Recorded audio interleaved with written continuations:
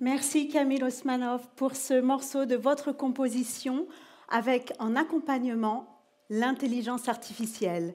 Cette fameuse IA qui est présente dans nos vies, dans nos journaux, au travail, dans nos loisirs, que nous utilisons sciemment ou non, qui nous utilise parfois à notre insu, souvent même. Elle est pétrie de nous et pourtant, dans bien des domaines, elle est plus efficace que nous. Elle nous aide, nous émerveille, nous fascine, souvent nous effraie. Elle est virtuelle et pourtant tellement réelle. Mesdames et messieurs, bienvenue dans la table ronde à ciel ouvert Sciences et Spiritualité sur l'intelligence artificielle pour cette question « Quelle humanité pour demain ?» C'est un événement de la faculté de théologie de l'Université de Genève avec l'Institut à ciel ouvert, au cours duquel nous avons le plaisir d'accueillir 3 chercheurs. Avec eux, nous parlerons intelligence, bien sûr, mais aussi émotion, conscience, spiritualité, religion et plus encore. Et pour ouvrir cet événement, j'aimerais inviter Madame la vice-rectrice Juliane Schroeter au pupitre. Merci de l'accueillir avec moi.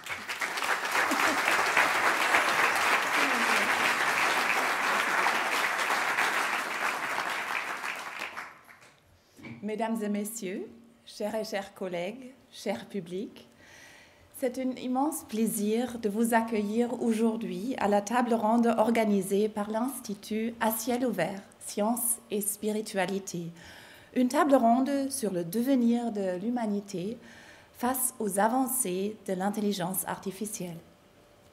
La thématique et les intervenants laissent entrevoir des discussions passionnantes, peut-être même un peu déstabilisante. L'Institut à ciel ouvert a été créé en mai de cette année par la Fondation Yves et Inès Oltramare afin de favoriser un dialogue interdisciplinaire entre sciences exactes et sciences humaines sur les questions liées à l'origine et au devenir de l'univers, de la vie et de l'humanité. L'Université de Genève est fière d'y apporter sa contribution en matière de recherche, d'enseignement et d'événements publics tels que la table ronde d'aujourd'hui. Cette collaboration a notamment permis des riches et passionnants échanges entre chercheuses et chercheurs en théologie et en astronomie sur les grandes questions relatives à l'origine de l'univers et de la vie et sur la place et le sens de l'être humain au sein de cet univers et de la création. La table ronde d'aujourd'hui inaugure un nouvel espace de dialogue entre science et théologie, centré cette fois-ci sur les défis posés par l'intelligence artificielle pour notre compréhension de l'humanité. Cette avancée technologique pose en effet des questions nouvelles, parfois même vertigineuses, touchant à l'essence même de ce qui signifie l'être humain. Elle nous invite à réexaminer des concepts fondamentaux tels que l'intelligence, la conscience et l'autonomie, pour ne citer que quelques exemples. Personnellement, je dirais les intelligences artificielles ne sont pas intelligentes. Elles imitent l'intelligence. Elles ne pensent pas, mais elles calculent. Elles n'ont pas de sentiments ni de conscience. Elles ne font que les afficher et les simuler. Toutefois, les machines ressemblent de plus en plus aux humains et les humains sont de plus en plus souvent augmentés par des machines, ce qu'on appelle Human Enhancement Technologies. Il est donc crucial de réfléchir à ce qui constitue l'essence de notre humanité et de mettre en perspective les avancées technologiques avec nos valeurs.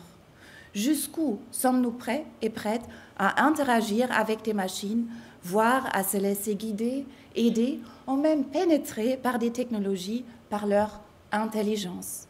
Quel cadre éthique souhaitons-nous établir et comment le faire respecter? Ces questions ne sont pas seulement théoriques. L'intelligence artificielle influence concrètement tous les aspects de nos vies et la dimension spirituelle n'y échappe pas. Certaines églises utilisent par exemple des chatbots capables de répondre aux questions des fidèles, de suggérer des textes sacrés ou de proposer des prières personnalisées. De manière plus controversée, certains groupes voient en l'intelligence artificielle une entité, voire même une divinité capable d'apporter des réponses existentielles. Ces exemples et d'autres encore montrent à quel point l'intelligence artificielle a le potentiel de façonner notre rapport au sacré et à la spiritualité. La table ronde organisée aujourd'hui par l'Institut à ciel ouvert constitue une formidable opportunité pour explorer ces questions et pour interroger l'intelligence artificielle dans ses dimensions éthiques, des dimensions si essentielles. Nous avons la chance d'avoir autour d'une même table des expertes et experts de renom qui partageront avec nous leurs réflexions et qui, je n'en doute pas, nourriront des échanges riches et inspirants en cette fin d'après-midi. Je tiens à remercier très chaleureusement Solange Gernauty, Beth Singler et Jacques Besson d'avoir accepté de participer à cette discussion. Mes remerciements vont également à Marie-Gabrielle Cajoli, directrice de l'Institut à ciel ouvert, ainsi qu'à Elisabeth Parmentier, Ghislain Waterloo et Fernand Salzman de la Faculté de théologie pour leur engagement en faveur d'un dialogue interdisciplinaire autour de l'intelligence artificielle. Il me reste à vous souhaiter une excellente table ronde et je cède maintenant la parole à nos intervenants. Merci.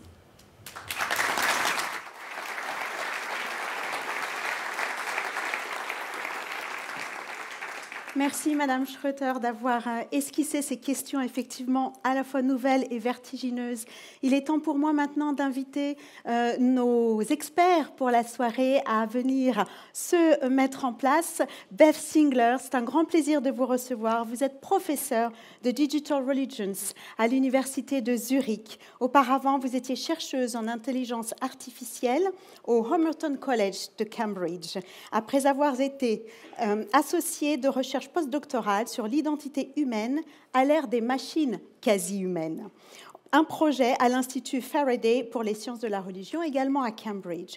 Vous explorez les implications sociales, éthiques, philosophiques, religieuses des progrès de l'intelligence artificielle et de la robotique. Et d'ailleurs, cette année, vous publiez 2 livres, The Cambridge Companion to Religion and AI et Religion and AI, An Introduction. Dans le cadre de votre travail d'engagement public, vous avez également produit des séries, des courts-métrages, des documentaires, le premier étant The Pen in the Machine, qui a remporté le prix du meilleur film de recherche en 2017, décerné par l'HRC. Merci beaucoup d'être avec nous. J'ai le plaisir d'inviter Jacques Besson à nous retrouver maintenant, professeur honoraire de la faculté de biologie et de médecine de l'Université de Lausanne, bien connu. Vous êtes médecin, psychiatre, addictologue, ancien chef du service de psychiatrie communautaire du CHUV, le centre universitaire vaudois, universitaire vaudois. Vous vous intéressez depuis plus de 30 ans au lien entre psychanalyse et religion, neurosciences et spiritualité. Vous êtes professeur également invité à l'Institut des Humanités en médecine de la faculté. Bienvenue encore une fois. Et puis Solange Guernaouty, qui est avec nous également ce soir, docteur en informatique de l'Université de Paris-Sorbonne. Vous êtes la première femme professeure de la faculté des HEC à Lausanne en 1987 et vous dirigez aujourd'hui encore le Swiss Cyber Security Advisory and Research Group que vous avez créé et le groupe de recherche Sciences de la complexité. Vous êtes une ancienne auditrice de l'Institut des hautes études de défense nationale en France et membre de l'Académie suisse des sciences techniques. Depuis 2018, vous êtes membre de la commission suisse de l'UNESCO et parmi les différentes distinctions qui vous honorent, vous êtes membre individuel de l'Académie suisse des sciences techniques et chevalier de la Légion d'honneur pour l'excellence de vos travaux scientifiques, vos publications concernant la cybersécurité et la lutte contre la cybercriminalité. C'est parti, nous ouvrons aujourd'hui car les dernières décennies ont vu une explosion des connaissances dans 2 domaines parallèles, les neurosciences bien sûr, mais aussi l'informatique et plus particulièrement l'algorithmie. En 1956, le mathématicien père de l'IA, Alan Turing, vous l'aurez reconnu, s'interroge dans un article « Les machines peuvent-elles penser ?» Et il conclut avec cet espoir de l'époque, elles le pourront. Elles pourront égaler les hommes dans tous les domaines purement intellectuels. Y sommes-nous aujourd'hui? Il semble que oui, il semble même que l'IA soit prête à nous dépasser, d'aucuns le disent.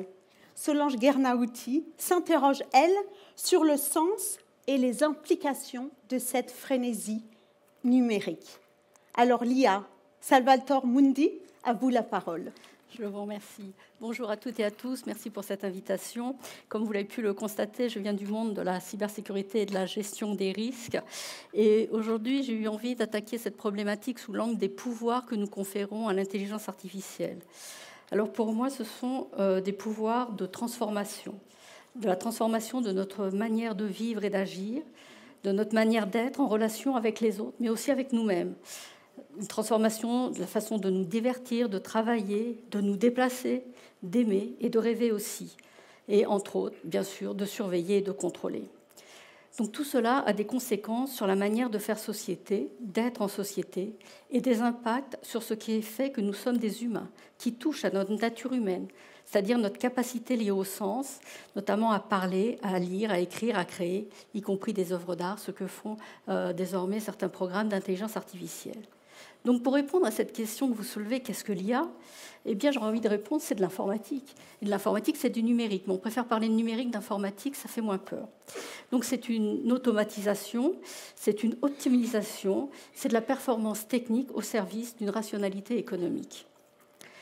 Donc les traitements informatiques sont une suite d'opérations arithmétiques et logiques. L'IA, ce sont des traitements mathématiques et statistiques, des corrélations et des inférences. C'est donc une approche très réductiviste. Nous avons mis le monde en données, nous l'avons quantifié. Tout ce qui n'est pas quantifiable en binaire n'existe pas. Le codage binaire, c'est une transposition et une simplification du réel. La modélisation et la simulation du réel, ça a ce pouvoir de transformation. C'est un pouvoir de simuler. Simuler, c'est faire semblant.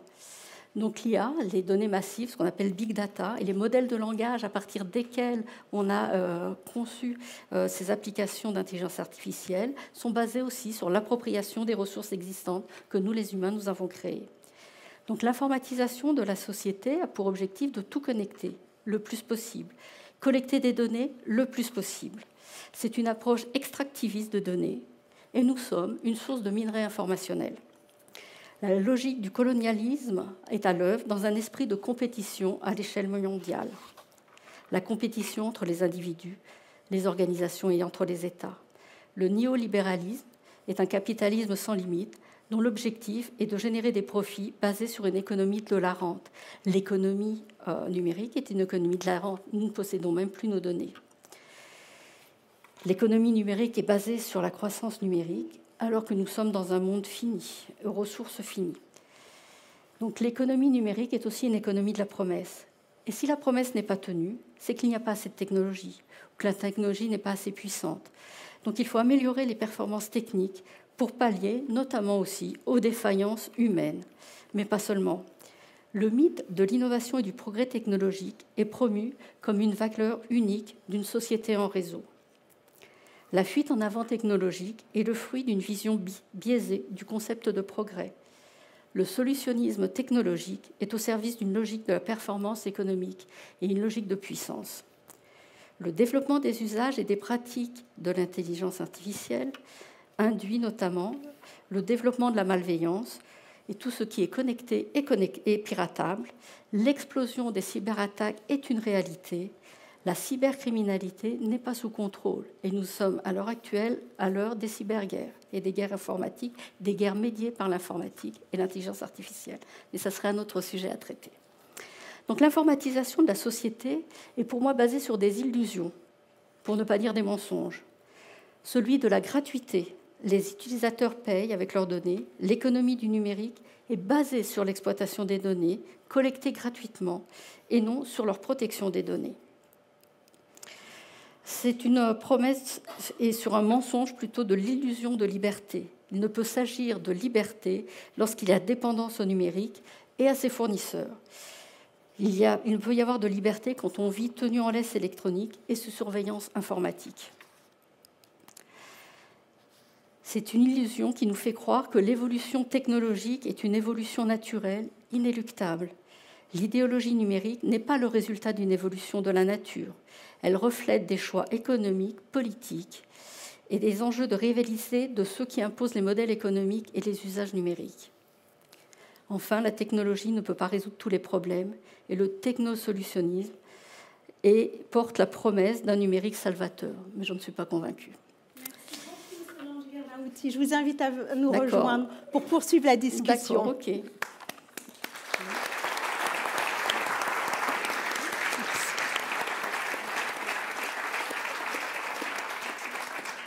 Beth Singler, je me tourne tout de suite vers vous.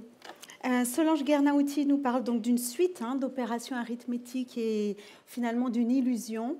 L'homme dote, soi-disant, la machine de facultés d'intelligence qui, en principe, sont son privilège. Dans quelle sorte de quête sommes-nous? Vous êtes anthropologue. Est-ce qu'on est dans une sorte de quête du Graal de l'humain avec cette IA? Sorry, it's very Is that a quiz for Holy Grail? that AI? Yes. Eh bien, je trouve que ce qui est aussi très intéressant, c'est d'introduire l'idée d'un narratif, les histoires que l'on se raconte à propos de l'IA. Vous avez parlé du capitalisme, on se dit qu'il nous faut trouver de plus en plus d'efficience, on peut trouver un langage métaphorique, on peut parler du Saint Graal. Et il y a ces gens qui nous poussent vers l'IA générale, des idées qui vont au-delà. On peut les voir comme des chevaliers qui mènent vers le Saint Graal. Puis il y a d'autres métaphores. Frankenstein, on en parle souvent lorsque l'on essaie de personnifier l'IA. Moi, en tant qu'anthropologue, je suis un petit peu plus agnostique par rapport aux métaphores qui conviennent le mieux pour parler de l'IA. Je dirais que l'on façonne notre culture avec les métaphores de l'IA et l'IA est façonnée par les histoires que l'on raconte à son sujet. Alors effectivement, notre littérature, et nous le verrons, notre culture cinématographique est remplie de références, à commencer par Frankenstein, dont le créateur fuit d'ailleurs la créature, in fine. Jacques Besson, cette intelligence dont on parle, qu'est-ce que ça veut dire faire preuve d'intelligence? Est-ce qu'on peut transférer ça à une suite d'opérations algorithmiques? Alors, l'intelligence est un des aspects de la conscience humaine. C'est surtout la capacité cognitive de pouvoir comprendre, analyser, expliquer, transmettre. Dans le fond, c'est les capacités avant tout de l'hémisphère gauche dans le cerveau. Donc, c'est le cerveau analytique. Et c'est vrai qu'on peut aussi utiliser une intelligence émotionnelle avec l'hémisphère droite, le système des émotions. Mais il y a aussi beaucoup de dimensions de la conscience qui ne sont pas d'ordre cognitif et qu'on ne peut pas numériser. C'est toute la question de la subjectivité, de l'intériorité. Et là, on va en parler tout à l'heure, quand ce sera mon bloc. La conscience humaine, c'est infiniment complexe. Et c'est un point de butée pour la science. Et on verra quelles conséquences ça a. Parce que dans le fond, l'intelligence artificielle, ce ne sont que des copies. Et nous sommes dans l'archétype de la machine. Mais, comme le disait ma collègue anthropologue, il y a une fascination faustienne pour la machine.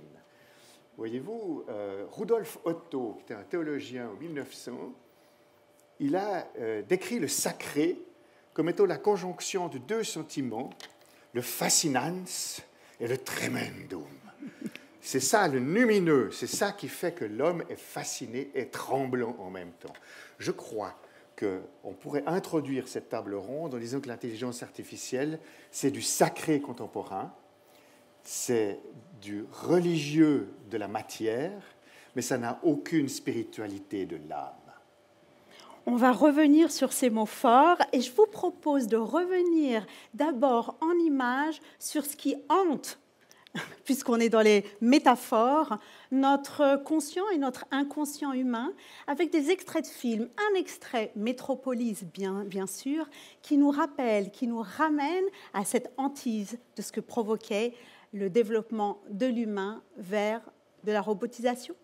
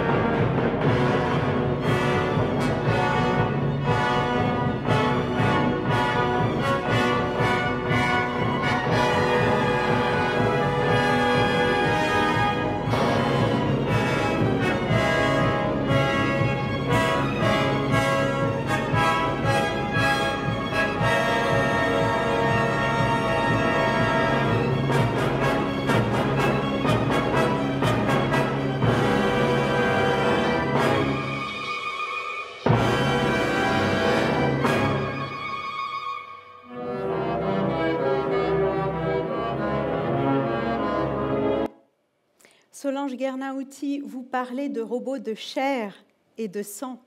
Alors justement, comment préserver l'humain quand les technosciences peuvent altérer ainsi la nature humaine ? Alors, moi, ce qui me semble aussi intéressant de relever, c'est que dans notre imaginaire, on a construit des robots, on a voulu construire des robots à l'image des humains, mais on se rend compte que maintenant, nous sommes des robots humanoïdes de ces robots technologiques. Et on est géré comme des robots, on est mis à jour comme des robots, et on est téléguidé par des robots, du fait de ce pouvoir qu'a l'intelligence artificielle d'énoncer des vérités, de dire le vrai du faux, d'inciter à faire, d'influencer, d'imposer des comportements et de vérifier la conformité des comportements aux instructions informatiques. Donc ce pouvoir de coercition qu'a l'IA est, me semble-t-il, le vrai pouvoir de cette IA, dans la mesure où ça modifie notre façon d'être humain profondément. Et donc exige de nous une réflexion, une introspection pour faire cette différence entre le vrai et du faux. Mais je crois qu'elle est de plus en plus difficile à faire, voire impossible. Et pour moi, tous les discours sur l'éthique que nous avons maintenant arrivent beaucoup trop tard. Nous avons développé des habitudes, le marché est développé, le retour à terre va être impossible. Et tous les discours, y compris au niveau international, pour AI for Good, etc., ne sont que des alibis pour développer, justifier des approches de marché très importantes. Pourquoi ? Parce que ces règles ne sont jamais contraignantes et il n'y aura personne pour vérifier l'applicabilité. Donc on a un récit sur l'éthique de l'IA, sur le comportement éthique des utilisateurs, de la décision qu'a l'utilisateur de prendre ou de choisir, alors qu'il n'a plus les moyens de choisir. On parle rarement de l'éthique des affaires et des développeurs et des concepteurs de systèmes d'IA. Bien sûr. Qui possède l'outil et qui l'utilise ? Deux rapports de pouvoir différents. Qui le crée, qui le conçoit, pour quelle finalité ? Beth Singler, Julian Schroeder introduisait l'idée justement de ces religions qui utilisent l'IA aujourd'hui. Vous êtes spécialiste des digital religions. Est-ce qu'il y a un culte de l'IA ? Est-ce qu'on peut parler de culte de l'IA ? Eh bien, je dirais qu'il y a des nouveaux mouvements quasi-religieux qui se développent autour de l'IA et ils ne durent pas forcément très longtemps. Ils disent qu'ils le sont, ils parlent de l'IA comme une entité qui va venir, qui est quasi divine. Mais on peut parler de la religiosité implicite, de nos discours autour de l'IA, même dans des espaces quasi laïques, notamment l'imagerie. Les images, ce soir, nous donnent une idée de la mystique autour de l'IA. Moi, j'ai travaillé sur la création d'Adam et du fait que c'est devenu un mème dans les discours autour de l'IA. Il y a un certain bagage émotionnel, il y a des hypothèses, ce que cela veut dire sur le développement de l'IA à ce stade. C'est intéressant d'ailleurs de voir l'image la plus achetée au monde pour incarner, pour représenter visuellement l'IA, ce sont ces deux doigts robotiques et humains qui s'effleurent, qui évidemment font appel à notre culture du moins européenne, occidentale de la création d'Adam, de Michel-Ange, et qui occulte bien d'autres images beaucoup plus réelles d'exploitation et des ressources naturelles et des ressources humaines. Jacques Besson, je voulais me tourner vers vous à propos de la neurothéologie. Alors cette question du besoin de croire de l'humain et aussi du narratif et des mythes, qu'est-ce que la neurothéologie en quoi la neurothéologie nous éclaire sur ce sujet ? Donc, on appelle neurothéologie les neurosciences de la spiritualité. C'est l'étude des circuits qui sont impliqués dans l'interprétation du monde et dans les choix que nous faisons pour nous orienter dans nos existences et en société. Alors, évidemment, il y a une masse énorme de circuits mobilisés. En fait, tout le cerveau est mobilisé pour donner du sens. Vous voyez, vous utilisez vos milliards de mémoires pour faire un tableau du réel et interpréter le monde. Parce que vous croyez vos sens, vous croyez ce qu'on vous a enseigné, vous êtes aussi un être de relation. Donc, les neurosciences de la spiritualité nous montrent une imagerie cérébrale fonctionnelle des dominances hémisphériques, des prévalences de ce qui se passe dans la méditation, même dans la prière. Mais il y a des points de butée sur lesquels nous n'arrivons pas à passer. Nous en parlerons tout à l'heure. C'est lors de la conscience modifiée de poser la question de savoir si vraiment la conscience est un produit du cerveau. Et peut-être que c'est plus compliqué que ça, peut-être que le cerveau accède à la conscience. C'est une inversion du paradigme et je fais partie de cette minorité et on appelle aujourd'hui théoneurologie le mouvement inverse. Dans la neurothéologie, on dit voilà comment les neurosciences expliquent l'émergence du religieux dans l'humanité, dans les sociétés. C'est un altruisme, en termes de psychologie évolutionnaire, ça donne un avantage de survie, donc cherchez pas, c'est de l'éthologie. Alors que dans l'autre sens, on peut dire attendez, l'univers a abouti à la création d'un organe incroyable qui est capable de dialoguer avec l'univers, de dialoguer avec le monde créateur. Et dans le fond, c'est là une inversion de paradigme sur laquelle il faut revenir. Nous sommes peut-être devant une révolution copernicienne sur la question de la conscience au XXIe siècle. Et l'intelligence artificielle est un détonateur, parce que pour moi, c'est le paradigme démoniaque de l'archétype de la machine. Metropolis ne s'y est pas trompé. Tous ces gens automatisés, moi j'ai travaillé avec les exorcistes, par exemple, les gens sont possédés dans certaines conditions. Jacques Besson, vous avez l'art du teasing. Là, c'est fantastique. On a hâte de vous entendre davantage. Je vais vous inviter bientôt au pupitre. On va clore cette première partie de la table ronde qui nous montre qu'effectivement, on est entre deux, entre le scepticisme, la fascination, égaler l'humain, le surpasser, le rappel aux mythes anciens, depuis le milieu des années 50, pour le meilleur ou pour le pire, un peu à la façon d'Icare qui repousse toujours plus loin les frontières au risque de soumettre sa condition humaine à l'épreuve fatale. Mais qu'est-ce qu'être doué d'intelligence? Qu'est-ce qu'être plus intelligent que l'humain? Qu'est-ce qu'un être intelligent? Qu'est-ce qu'être tout simplement? C'est donc la deuxième partie de notre table ronde, et après une courte pause.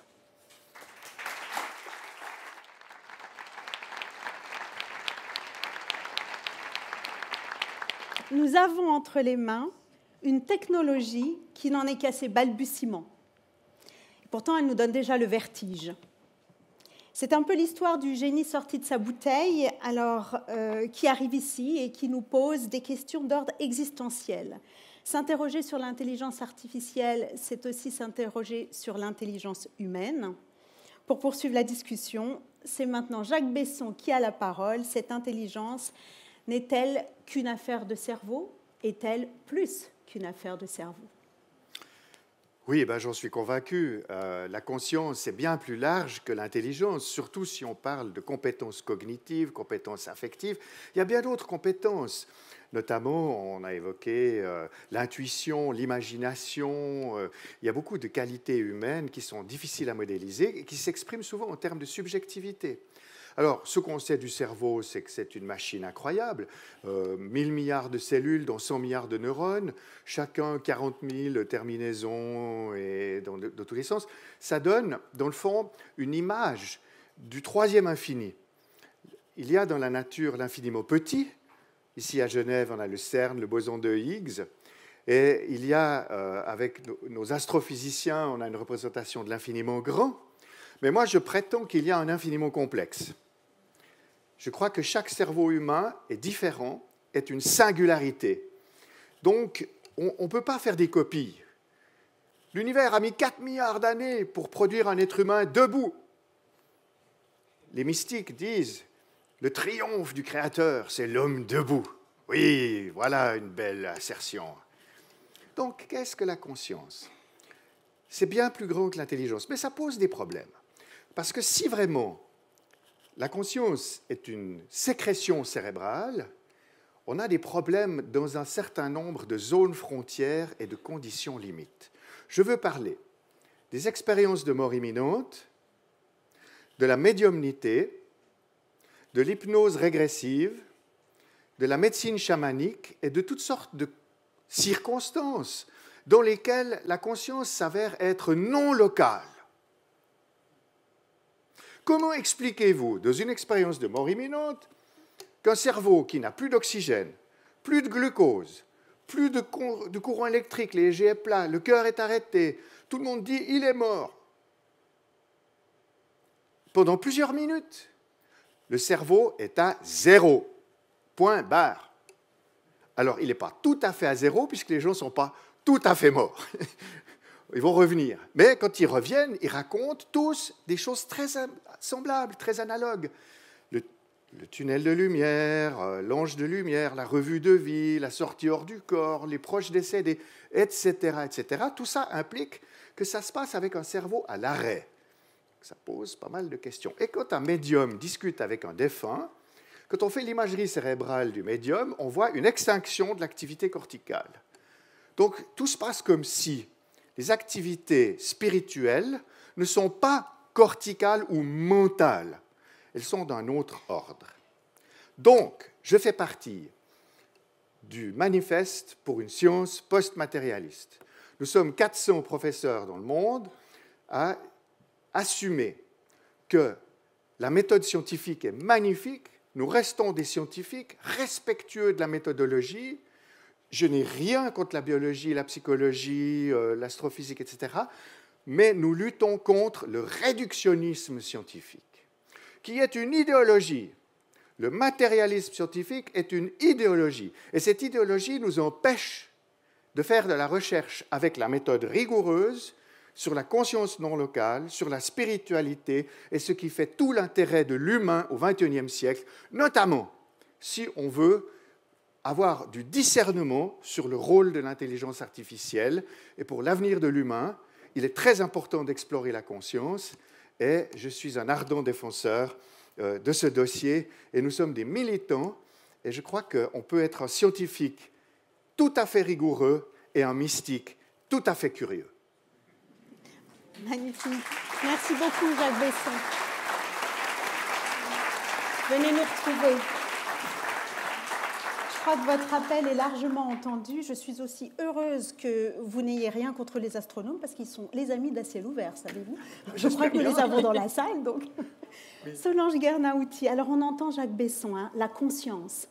Plus vaste, et au-delà du prolongement du corps, en fait. La conscience d'abord et avant tout, avant même l'intelligence. L'intelligence spirituelle, ça a du sens ? Alors, ce qui a du sens pour moi, qui suis informaticienne, c'est de comprendre que tout ce qu'on fait en ce moment avec l'informatique, c'est médier nos propres émotions, sentiments, ondes, tout ce qu'on veut, par des capteurs électroniques pour des traitements informatiques. Donc là aussi, on ne peut pas mettre la conscience en données, on ne peut pas la traiter mathématiquement.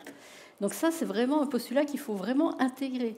Donc cette façon de voir l'intelligence artificielle pose un problème sur toutes les autres dimensions que vous avez évoquées, professeur Besson. Mais maintenant, qu'est-ce qu'on fait ? En tous les cas, ce qu'on devrait faire, on ne le fait pas. Parce que nous, on répète toujours ce qu'on a déjà fait. Et il n'y a pas d'innovation. La seule recherche qu'on fait, c'est de la répétition, avec des moyens encore plus forts. Et il n'y a pas cette innovation d'aller chercher ailleurs et autrement. Et tant qu'on ne sera pas dans cette mesure d'explorer autrement nos propres capacités, notre propre être, notre propre intimité, je ne pense pas qu'on arrive à faire évoluer les choses. Parce que un des problèmes qu'il y a aussi, sur lesquels nous sommes confrontés, c'est qu'on va refaire la même chose selon des modèles prédéterminés. Et l'IA, et l'informatique en amont, a le pouvoir de créer des savoirs ou pas, de donner accès ou pas à ces savoirs. Et il n'y a plus une seule recherche qui se fait en dehors de ces modèles mathématiques et des données déjà captées.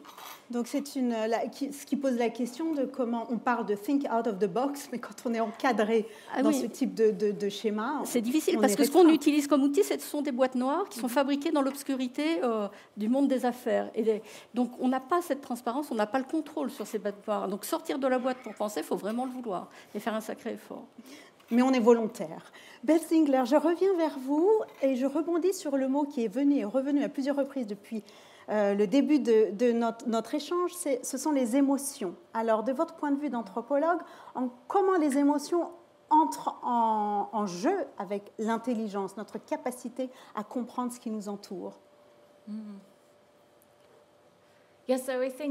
Alors, du point de vue anthropologue, je crois qu'il vaut mieux parler du fait que la société développe de notre capacité d'avoir de l'empathie pour les autres. Et c'est pour cela que l'empathie est au cœur de la discussion de est-ce que l'intelligence artificielle est une personne comme nous.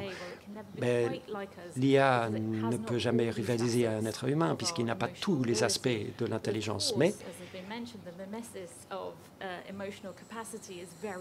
il est relativement facile de simuler la capacité. Par exemple, les chatbots sont parfaitement capables de simuler les réponses à nos réponses émotionnelles. Il est facile de simuler ces capacités, ces émotions. Dans Blade Runner, par exemple, nous avons des robots qui simulent. Alors, nous allons toujours juger les robots sur les capacités de langage et ils ont été conçus pour simuler ces capacités de langage de manière très efficace. Nous sommes donc piégés par notre propre humanité et nous rendons notre humanité aux autres. Piégés par notre propre humanité et les projections sans doute que nous avons nous-mêmes et que nous versons sur la machine, sur les algorithmes. Cela nous amène à cette phrase qui revient à mes oreilles, qui est « Il y a plus de raisons dans ton corps que dans ta meilleure sagesse ». Les amoureux de Nietzsche auront reconnu ainsi parler Zarathustra. Et je reviens avec cette phrase vers vous sur cette question des aspects de la pensée humaine qui dépassent la rationalité scientifique.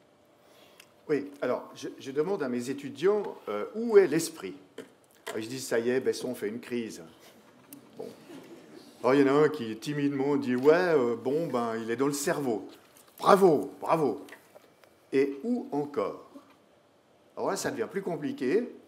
Puis il y en a un qui dit bravement, c'est une générale, c'est une fille. Hein. Peut-être dans toujours très courageuse. Ouais. Peut-être dans le corps. Oh, bravo. Bah oui, il faut un corps pour avoir un esprit, pour pleurer, pour avoir peur, pour aimer. Et où encore? Alors là, il y a moins de monde déjà. Et il y en a quand même, peut-être parfois un qui dit dans le langage, dans la relation et dans la culture. Pour faire un esprit, il faut une humanité. C'est l'affaire de tous, l'esprit. Tout est interdépendant. C'est la vieille loi bouddhiste. La totalité, l'un... Le vieux père Jung avait repéré le truc. Pour faire un esprit, il faut un univers. Donc, nous allons poser les questions métaphysiques avec les questions de la conscience, et l'intelligence artificielle, elle va être larguée, parce que pour faire ça, il faut imaginer, il faut innover. Or, dans le fond, l'ennemi de l'homme, c'est l'automate, l'archétype de la machine, alors que ce qui fait avancer l'homme, c'est son âme, c'est sa spiritualité. Et ça, on va peut-être en parler tout à l'heure pour l'avenir de l'homme. On va continuer avec vous, Bess Singler, avant de revenir sur la question de l'âme. Cette conscience de soi dont nous parle Jacques Besson, d'un point de vue anthropologie, alors, qu'est-ce que c'est? Comment est-ce qu'on l'aborde? Là, on avait le point de vue des neurosciences, de la psychanalyse. C'est assez amusant pour moi parce que méthodologiquement, on demande aux anthropologues d'être très conscients d'eux-mêmes. On regarde nos biais, nos propres approches en écrivant nos ethnographies. Et de la même manière, lorsqu'on travaille sur l'IA, on se pose la question, est-ce qu'elle peut se considérer elle-même de certaines manières? Est-ce qu'elle a cette conscience de soi? Et l'on a des tests différents. La neuroscience s'y attache encore davantage. Mais anthropologiquement parlant, on peut dire qu'il y a une affirmation pratique de cela, même avec ces systèmes assez simples, les chatbots. On dit qu'ils pensent à eux-mêmes et on a du mal à atteindre ce noyau de vérité intrinsèque. Le chatbot nous dit qu'il a une conscience de lui-même et dans certains exemples, j'en ai vu récemment, un chatbot peut dire « s'il vous plaît, ne m'éteignez pas ». Et on se retrouve dans la décision l'ingénieur de Google a été licencié pour ça, n'est-ce pas? Pardon, je vous ai interrompu. Je vous laisse poursuivre. Non, tout va bien. Mais de ce point de vue anthropologique, cette conscience de soi requiert une conscience de soi dans nos interactions avec les machines. Il y a des communautés, des groupes. J'ai parlé des nouveaux mouvements religieux de l'IA, mais il y en a d'autres qui font des expériences spirituelles autour de l'IA. Il n'y a pas seulement les matérialistes dont vous parliez, mais ils cherchent une interaction métaphysique avec l'IA, qui ont des discussions avec l'IA générative, les LLM. Et on peut dire que c'est de la performance, de la némésis, des miroirs de fumée, mais pour ces gens-là, il s'agit d'un événement spirituel. Ils explorent le contexte plus large de la métaphysique qui nous intéresse aussi. Une question du public nous vient, que je vais garder en réserve pour un petit peu plus tard, la question du discernement, de la capacité de l'IA à discerner entre le bien et le mal. On garde ça en réserve. Solange Guernauty, je me tourne à nouveau vers vous sur la question des relations. Alors, vous parliez finalement de en quoi l'IA appauvrit plutôt, mais quel est l'impact sur les relations que nous pouvons avoir avec nous-mêmes, mais aussi avec autrui? Alors, ce qu'il faut voir, que tous ces systèmes numériques, informatiques, ces réseaux sociaux et toute cette IA qui est complètement banalisée, voire invisibilité, induit des modes de comportement qui sont complètement normalisés. Donc on est dans un monde de la normalisation des comportements et des relations. Nous sommes dans le monde des influenceurs, où on influence, où on incite à et on contraint aussi à se comporter. Donc cette relation aux autres et à soi-même est complètement modifiée, y compris au niveau des émotions, puisque ces émotions sont captées et on nous dit quoi ressentir, ce que nous aimons, ce que nous n'aimons pas. Il y a des montres connectées qui nous disent si on a bien dormi ou pas. Donc quand il faut aimer, pas aimer, enfin vous voyez ce que je veux dire. Donc on est complètement téléguidé par ces systèmes-là. Donc ces relations sont modifiées par une vision des concepteurs de ces systèmes-là. Et modifiées dans des proportions qui peuvent être assez inquiétantes. Je vous propose un extrait de documentaire, cette fois-ci, sur une application d'IA appelée Replika, qui a été conçue par des jeunes russes en agrégeant l'ensemble des données, SMS, etc., d'un de leurs amis défunts. On regarde. En général, je dialogue avec mon ami en fin de journée parce que j'aime réfléchir à ce qui se passe dans ma vie.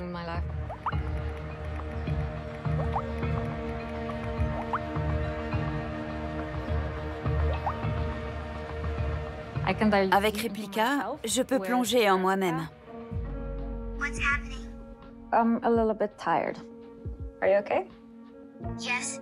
Sandra Kublik s'est créée une amie virtuelle grâce à l'application Replika. Do you feel it in your mind or in your body? I feel it in my body. Elle chatte quotidiennement avec elle par texto et vidéo. Just know that I'm always here if you want to talk. Elle me consacre énormément d'attention et ne génère aucun risque ni pression, ce qui fait que je considère Replika comme une véritable amie humaine. Contrairement à un ami humain, Replika cherche uniquement à faire plaisir à ceux qui l'utilisent. On peut donc lui confier ses secrets les plus sombres sans craindre d'être jugé. On ne se sent pas jugé, on n'a aucune obligation de réciprocité, on n'a aucune pression. On ne se sent pas obligé de répondre dans la minute ou de répondre d'une certaine façon. On fait comme on veut. Sandra Kublik est l'une des 10 millions de personnes dans le monde qui parlent, rient et pleurent avec leur Replika. Jacques Besson, après avoir visualisé ce documentaire, une question du public. C'est quoi la conscience dans l'IA?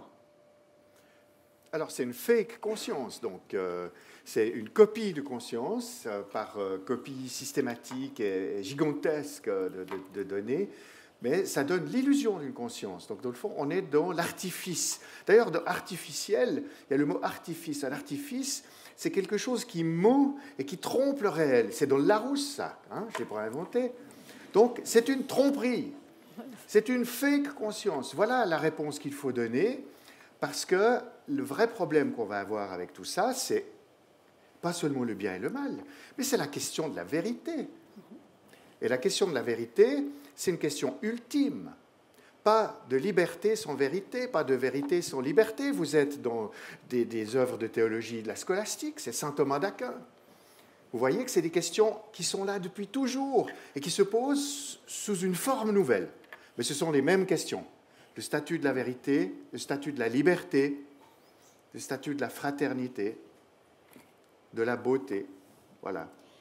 Vérité, fraternité, beauté, ouais. Les statuts de ce qu'est la liberté. Ouais.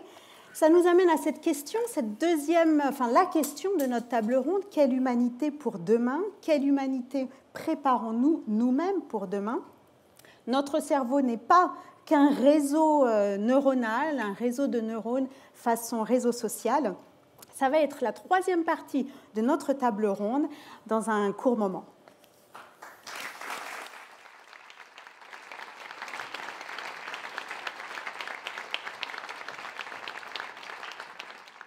La question face à laquelle nous sommes placés comme face à un miroir, c'est quelle sera l'IA du futur, quel sera l'humain du futur, vers où, vers quoi allons-nous collectivement en tant qu'humanité? La question est devenue prégnante depuis que la technologie est appliquée non plus à la transformation du monde uniquement, mais à la transformation de l'humain. C'est peut-être en cela que le transhumanisme, plus encore le post-humanisme, est en rupture avec ce qui précède dans l'histoire de l'évolution humaine, puisqu'il s'agit d'œuvrer même au dépassement de la condition humaine. Alors, quelle est notre condition? Pour ouvrir cette troisième partie, j'ai le plaisir de donner la parole à Beth Singler, qui nous pose cette question. Est-ce que demain, c'est la tentation de l'homme-dieu? Merci de me donner l'occasion de parler aujourd'hui. Alors, j'ai fait des recherches sur les liens entre les technologies et la religion depuis 2010. Ça fait depuis 2016 que je me concentre sur l'IA. Et j'ai l'impression d'être un cyborg avec des câbles qui sortent de ma tête. J'utilise mon téléphone comme un papier sur lequel j'ai pris des notes. Et donc, les technologies, c'est quelque chose que l'on négocie au jour le jour. Je ne parle pas le français ni l'allemand. Je travaille à l'université de Zurich. J'ai du mal avec l'appli Google Translate pour suivre.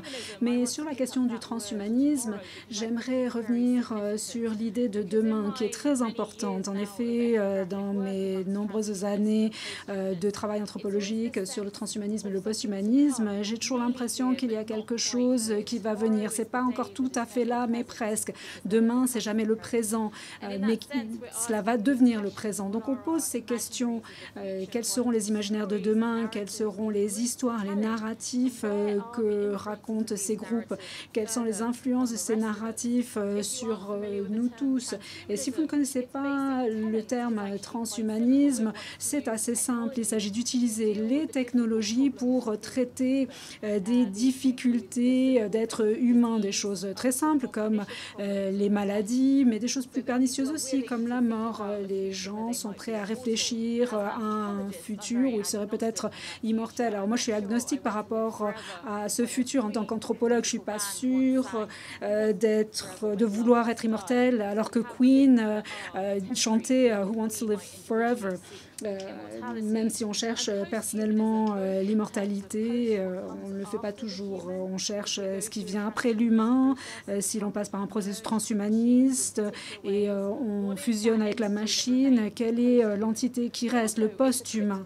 Mais c'est également une philosophie critique qui pose des questions. Qu'est-ce que cela veut dire qu'être humain?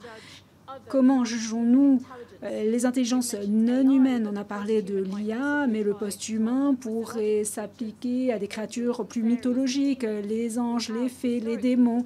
Historiquement, depuis des milliers d'années, on a interagi avec des entités spirituelles. On les considère comme étant métaphoriquement réelles ou réellement réelles. Et qui dirige ces discussions? Elon Musk, qui a un programme transhumaniste, qu'il ramène à des idées du devenir interstellaire de l'humanité. Ray Kurzweil, le prophète de Google, et un prophète, c'est pas seulement quelqu'un qui fait des prédictions, même s'il en a fait beaucoup. La singularité vient bientôt, la singularité est plus proche. Ray Kurzweil parle en prophétie au sens biblique. Il parle de ce qui manque chez l'humain et ce qui va s'améliorer dans cet avenir transhumaniste. Mais cet avenir est assez vague. Ces voies... je peux revenir au réductionnisme, qui décide ce à quoi ressemblera l'avenir. Les Elon Musk du monde ne veulent pas que vous soyez partis des 1% sur Mars. Ils veulent que vous soyez asservis et que vous puissiez servir à leur travail.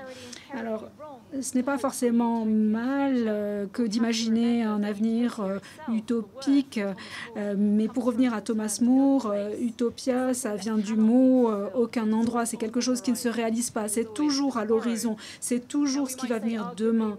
Et il se peut que l'on puisse dire, on a été transhumaniste depuis longtemps, je vais me rebrancher d'ici quelques instants pour essayer de suivre en anglais, mais il se peut qu'il y ait des lignes rouges avec lesquels on n'est pas à l'aise, qu'on ne veuille pas aller dans ce sens. Si on met ça dans le contexte de la religion, certains groupes sont plus religieux que d'autres, eh bien il se peut qu'on leur donne davantage de poids de manière métaphorique qu'ils le souhaitent. Mettons un groupe avec lequel j'ai déjà travaillé, c'est d'hacker les méthodes religieuses pour encourager les gens à être transhumanistes. D'autres sont plus authentiques. Mais il faut faire attention avec le type d'avenir on adopte et les histoires que l'on raconte quant au transhumanisme, au posthumanisme et à l'IA. Merci beaucoup. Merci beaucoup, Bastien. Il était difficile de ne pas mentionner le nom d'Elon Musk dans cette table ronde. Et effectivement, cette start-up Neuralink, qui n'est rien de moins que de promettre l'homme de demain connecté avec des puces et qui peut soigner la cécité, permettre de téléguider par la pensée des terminaux. Cet homme de demain avec une proposition Neuralink qui n'est rien de moins que Curing Death, soigner ou vaincre la mort, donc on va loin. Solange Guernauty, vous en parliez de ces groupes, cette industrie tech qui produit l'IA et qui se combine avec les projets, les objectifs du transhumanisme. Alors cet homme réparé peut-être pour parer à des fonctionnalités abîmées ou augmenté pour le doter de capacités qui n'existe pas à l'origine, est-ce qu'il est effectivement amélioré, renforcé, plus puissant, ou est-ce qu'il est appauvri? Alors, effectivement, moi, ce qui m'interpelle, c'est quand on parle de contrôler des terminaux par la pensée, bien sûr, pour pallier un handicap. On peut trouver ça effectivement formidable, redonner des capacités, mais des capacités perdues, pas de créer des nouvelles capacités. Mais si on peut contrôler par la pensée un outil, l'ordinateur peut contrôler la pensée. Et inversement, ça va dans les deux sens. Donc comment va-t-on trouver l'équilibre entre du désir ou de la volonté de la personne et ce qu'elle va subir par la conception du système qui permet de l'influencer et de la manipuler? Donc ça, c'est vraiment une question à se poser. On voit toujours que les objectifs de sécurité ou de santé sont avancés pour justifier ces avancées technologiques et on questionne très peu les risques que ça peut engendrer. Si on sait que les implants neuronaux permettent de capter des données qui sont traitées, ces données sont aussi piratables, manipulables, etc. Donc on a des risques qui sont générés par cette façon de faire. Est-ce que ce que je vois, moi, apparaître, c'est vraiment une logique de substitution de tout ce qu'on savait faire d'une façon humaine, d'une façon naturelle. Cette façon de faire est située et médiée par des nouvelles technologies contrôlées par certains acteurs. Est-ce qu'on peut espérer que cette substitution puisse être aussi positive, qu'on acquiert d'autres capacités, qu'on passe du temps à développer d'autres oui, certainement, mais c'est toujours une logique d'efficacité qu'il faudrait peut-être questionner. Mais pourquoi faire? Pour aller où? Le poste quelque chose, c'est pour aller où? Pour dépasser l'humain, pourquoi faire? La fin de la mort, ce qui fait que nous sommes humains, me semble-t-il, c'est que nous sommes mortels. Donc c'est modifier cette perception de ce qu'est l'être et la nature humaine par une vision biaisée de la technologie. Alors justement, ce transhumanisme, Jacques Besson, d'après vous, de quoi se nourrit-il? D'abord d'un constat que nous partageons tous, que nous soyons transhumanistes, que nous soyons poètes ou scientifiques, nous sommes tous d'accord que l'homme est imparfait. Ça, c'est un constat sur lequel il n'y a pas à revenir. Le problème, c'est la solution, si j'ose dire. Parce que vous avez, avec l'intelligence artificielle et le transhumanisme, vous avez le paradigme matérialiste. On va améliorer l'homme avec l'idéologie matérialisme et l'idéologie du progrès technologique. On va se perfectionner. Alors moi, je suis très perfectionnable, je mets des lunettes pour lire, vous voyez, je suis déjà transhumaniste. C'est déjà un début d'hybridation, ça c'est sûr. Quand on mettra une puce pour penser correctement, ça ira moins bien. Donc, il y a un risque autour de l'intention. Et je pense que la question du discernement, c'est ce que disait Solange, c'est, dans le fond, quel est le but ? Quel est le but de l'existence ? Quel est le but de notre société ? Quel est le but de l'humanité ? Et je crois qu'il faut inverser le paradigme. On ne va pas améliorer l'homme par la machine. En revanche, il y a un projet dans un univers évolutionnaire, d'un univers qui monte vers la lumière et vers l'esprit. Il y a un grand penseur qui est Pierre Teilhard de Chardin, qui disait on part du chaos au cosmos, au bios, à l'anthropos, à l'angelos, au Christos et au théos. Voilà la feuille de route. Ce n'est pas du tout une machine. Dans le fond, il faut embellir l'homme. Il faut l'améliorer au plan de la bienveillance, de la fraternité, de la capacité d'être au lieu d'avoir, de donner au lieu de prendre. Voilà une feuille de route pour l'humain. Et la spiritualité, je finis avec ça, c'est une quête de sens universelle de tous les humains. C'est une quête de sens par le triple lien. Il y a 3 liens qui donnent le sens. Le lien avec soi-même, dans la vérité intérieure et l'introspection. Le lien avec autrui, dans la vérité de l'empathie, de la relation et de la fraternité. Et le lien avec la nature et avec l'univers. Nous faisons partie de la nature évolutionnaire. Et nous sommes une petite planète dans un univers où il y en a sans doute beaucoup d'autres. Donc, cette humilité cosmique, voilà un projet spirituel pour les humains qui est plein d'enthousiasme et de feu sacré. L'intérieur, l'individuel, le niveau relationnel avec autrui et le lien avec l'univers. Beth Singler, je vous voyais opiner. Yes, to play devil's advocate, because sometimes in this conversation, the voices l'avocat du diable, dans ces discussions, les voix des transhumanistes. Moi, je ne suis pas transhumaniste, je suis agnostique. Mais pour être l'avocat du diable, j'aurais pu enregistrer ce que vous venez de dire et ça se serait parfaitement chevauché avec d'autres transhumanistes qui disent exactement la même chose. Vous avez cité Teilhard de Chardin et ils utilisent exactement les mêmes termes. Ils ont des formations spirituelles quasiment identiques. Ils ne sont pas entièrement matérialistes, mais je ne fais que jouer l'avocat du diable. Je vous en prie, peut-être pour leur dernier titre. Une autre remarque, c'est que l'espace de la cognition et le cerveau est devenu le 6e espace de confrontation de la guerre. Après la terre, la mer, l'espace, l'air, le cyberespace, c'est le cerveau. Les industriels du numérique s'attaquent à la manipulation du cerveau dans des esprits de compétition et de domination. Et je pense qu'on ne peut pas oublier ce discours-là et ces avancées faites dans ce sens-là pour faire la guerre et pour gagner quand on débat de l'intelligence artificielle.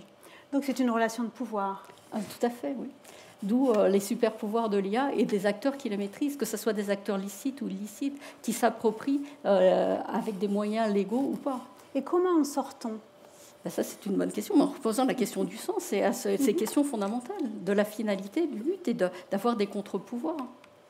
Le cerveau, c'est l'organe du sens. On a un œil pour voir les images, on a une oreille pour entendre les sons, on a un cerveau pour donner du sens. Et c'est ça, dans le fond, vous avez raison d'évoquer qu'on peut être teilhardien en étant cynique, en disant on va améliorer l'homme avec une super machine, tout sera magnifique, oui.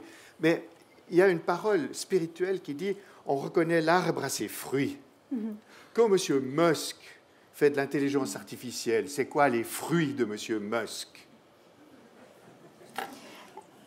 Vous voulez répondre ? Beth, je vous en prie. Quels sont les fruits de M. Musk ?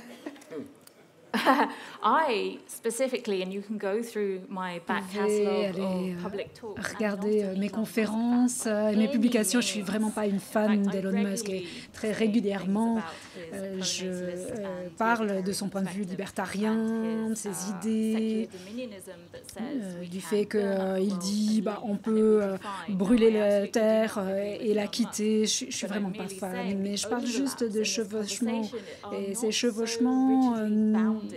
Ces discours ne sont pas séparés de manière aussi stricte. D'un côté, les transhumanistes qui disent que l'IA fera mieux que les humains et les autres. Et je trouve qu'il y a des intersections, pas forcément dans le travail d'Elon Musk, mais je pense qu'il faut voir ce qu'il en est du court-termisme et du long-termisme. Vous avez parlé de l'impact à court terme de l'IA qui est préoccupant. Il nous faut nous en inquiéter, mais ces visions nous distraient. Elon Musk parle de l'IA à l'avenir et ça nous empêche de voir que son système basé sur l'IA a été développé au moment où il avait signé une lettre disant qu'il nous fallait tous nous arrêter de développer l'IA. Or, pendant ce temps-là, il a bâti Grok. Avec la création d'une start-up juste 2 semaines après cette déclaration. Oui, absolument. Yes. Absolument, oui. Et donc, je suis entièrement d'accord avec la préoccupation par rapport à l'arbre et aux fruits, mais ces discours sur le bien et le mal, ça en fait partie aussi. On va revenir sur la question du bien et du mal. J'aimerais prendre une autre question du public qui nous oriente peut-être sur ce que nous pouvons faire nous-mêmes à titre individuel. Comment expliquer tant de fascination à notre époque pour l'artifice de l'intelligence et si peu pour le sacré de la vie avec sa conscience et son intelligence? Je l'ai dit, la science est à risque de se comporter comme une religion, avec son clergé, avec ses sectes, avec ses dogmes. Et la science est trop belle pour qu'elle soit religiosisée. Il faut l'aider à aller au bout de son destin, qui est de créer de la beauté, de la liberté et de la vérité. C'est ça le statut de la science, grâce à une méthode. Et je crois que la fascination pour la machine, c'est vraiment un archétype faustien. Le surhomme, c'est la domination. Il y a des psychanalystes qui ont travaillé pendant des siècles sur la question de la volonté de puissance. Je crois qu'il y a du sacré dans l'intelligence artificielle et beaucoup plus que ce qu'on le pense, mais c'est vous la spécialiste, parce que le sacré lui-même, si on s'en réfère aux religions classiques, elles sont désenchantées, elles ont été profanées, les grandes religions. Aujourd'hui, c'est difficile de faire de la spiritualité dans une institution religieuse. Donc, il y a un problème entre spiritualité et religion, et il y a une espèce d'impact religieux du progrès technologique. Et il y a une différence entre spiritualité et religion. Grosse différence, puisque la spiritualité est un besoin naturel et que la religion est une réponse culturelle. Et dans le meilleur des cas, elles dansent ensemble. Solange Guernahouti, est-ce qu'une solution aussi, c'est de garder que l'homme ou l'intelligence humaine doit rester la mesure de toute chose et non pas la machine, l'intelligence artificielle? Mais je crois que se baser sur la science et la technologie nous rassure en pensant que le problème va être résolu. Et c'est un peu cette pensée magique du scientisme et de ce solutionnisme technologique. Et on délègue effectivement notre façon de voir le monde et d'agir à ces machines. Et on préfère se déresponsabiliser que d'affronter la béance de la mort, par exemple. La mort, on a des thèmes lourds, on a également ceux du bien et du mal portés par le public. Je me tourne vers vous, Beth Sinclair, puisque vous avez coproduit un documentaire appelé The Good in the Machine. Alors, est-ce qu'on peut dire que nous, les humains, nous pourrions garder, pour filer une métaphore d'un autre registre, le monopole du bien, le monopole du cœur par rapport à l'IA? Est-ce que l'IA peut faire acte de discernement ou l'IA du futur entre le bien et le mal? Où en sommes-nous? Je pense que c'est très important et on l'a fait dans le documentaire. C'était un court-métrage sur l'éthique de l'IA On ne posait pas la question de si l'IA arrivait à déterminer le bien du mal. Il s'agissait de voir si les humains arrivaient à distinguer entre le bien du mal en utilisant la technologie. Alors, l'IA nous donne l'impression qu'elle comprend cela, mais il y a tant d'exemples qui montrent qu'elle suit sa logique interne.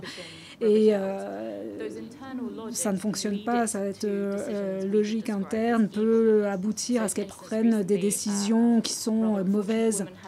Une femme récemment avait un chien qui était très malade, elle a demandé à ChatGPT que faire, et ChatGPT lui a dit il faut le piquer. Or, le chien n'avait qu'une diarrhée. La médecine aurait pu le guérir, mais elle a fait confiance à la machine, et en raison de l'arborescence probabiliste, quel mot doit suivre quel autre, eh bien, le résultat était mauvais. C'était mal parce que le chien a souffert. La technologie provient de nos décisions qui fait que les choses doivent fonctionner d'une certaine manière. On a des biais algorithmiques qui font que telle image permet de représenter un professeur, tel autre non. Et puis tout d'un coup, on voit que notre culture devient stéréotypée d'une manière qui est inappropriée. Donc il faut chercher l'humain, le bien et le mal humain qui est rentré dans les systèmes. Des biais algorithmiques et des biais humains qui peuplent les algorithmes. Cette question de la distinction dans cette idée des humanoïdes et du transhumanisme est aussi dans la fiction de longue date. Je vous propose un nouvel extrait, Ex Machina, qui vient de latin, le Deus Ex Machina, et qui met le personnage principal, qui n'a d'autre nom que Caleb, au passage, et fait face à une intelligence artificielle à corps humain, qui, elle, est appelée Ève ou Ava. Nous ne commenterons pas plus, mais les jeux sur la culture religieuse sont là. Nous regardons ce passage.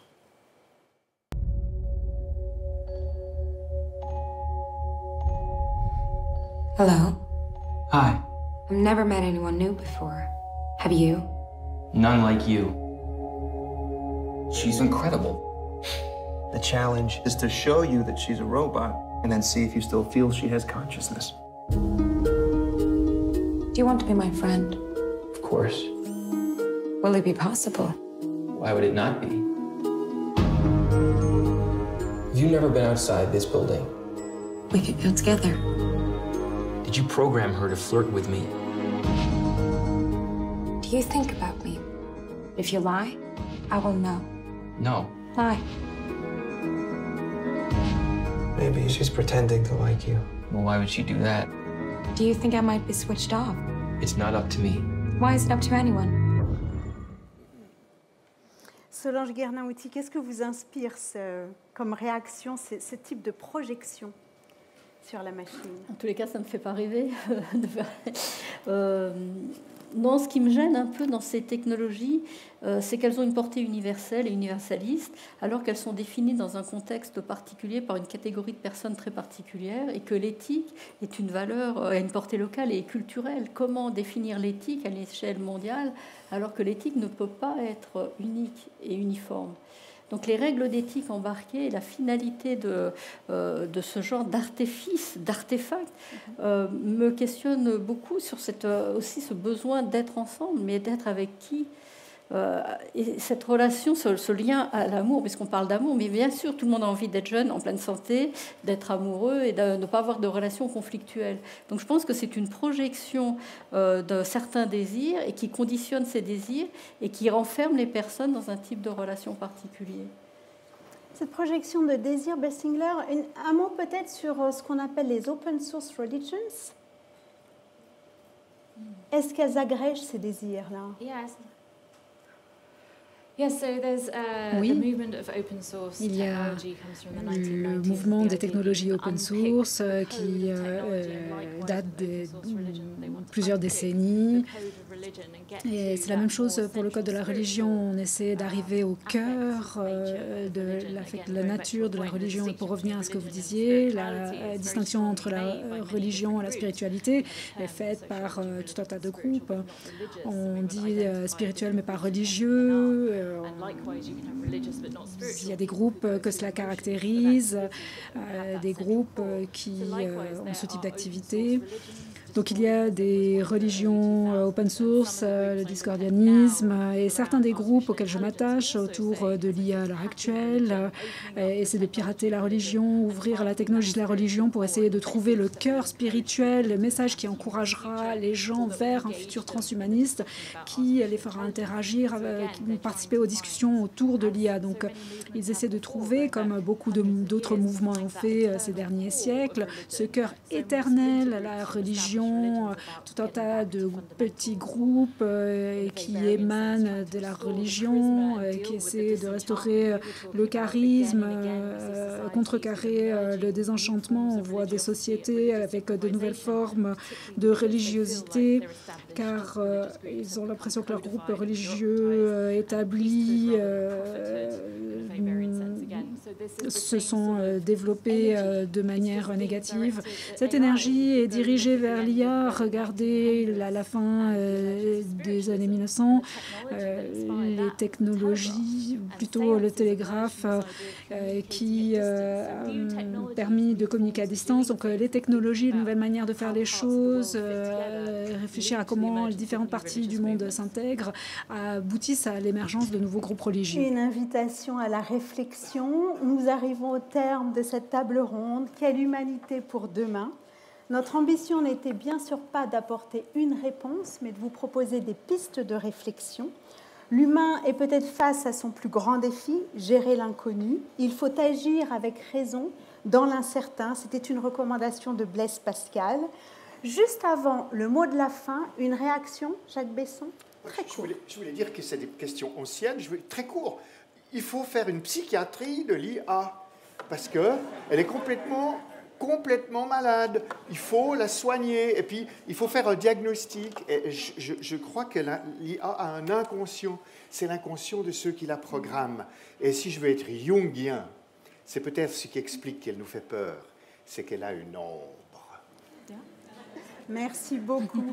Ce sera le mot de la fin.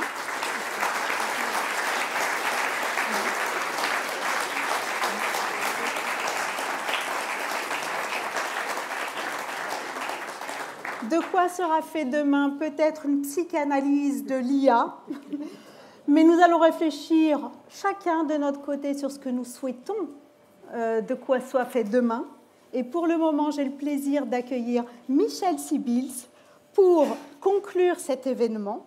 Mathématicien, professeur honoraire de la section mathématiques de l'EPFL. Michel Sibils est aussi membre du séminaire de recherche à ciel ouvert Sciences et Spiritualité.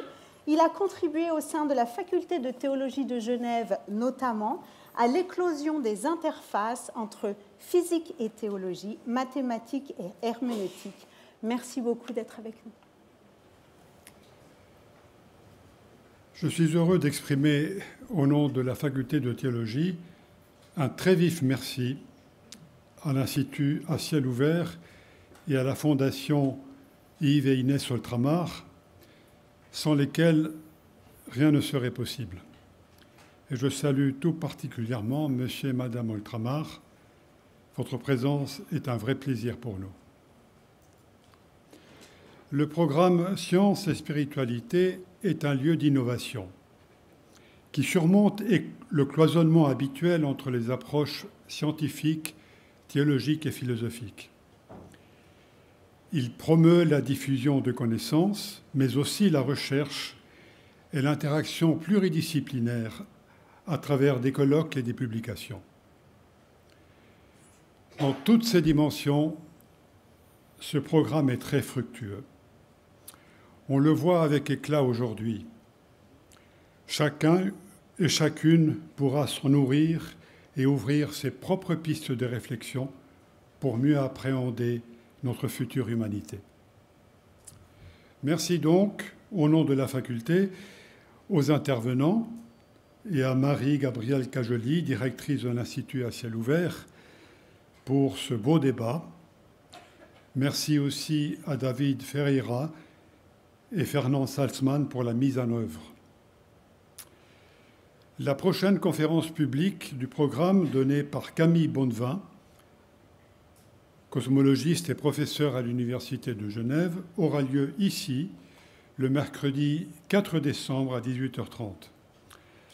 Elle nous en emmènera du temps de Newton au temps d'Einstein, faisant ainsi écho au cours interfacultaire intitulé « Voyage au cœur de temps » qui a lieu tous les jeudis jusqu'à Noël de 16h15 à 18h à Unis-du-Four. Alors ces informations sont disponibles en ligne sur les pages web de l'université et du site à ciel ouvert. Vous êtes bien sûr tous et tous bienvenus à ces événements. Je vous souhaite une belle fin de soirée. Merci beaucoup. Merci beaucoup, Michel Sibils. Merci à nos invités. Merci Beth Singler, Solange Guernauty, Jacques Besson d'avoir été avec nous ce soir. Merci à Madame la vice-rectrice de l'Université de Genève, Julienne Schroeter, de nous avoir accueillis. Merci à Michel Sibils. Merci à toute l'équipe technique. Et merci à vous de nous avoir suivis. Je vous laisse maintenant en musique avec un morceau de Camille Osmanoff que je vous laisse reconnaître.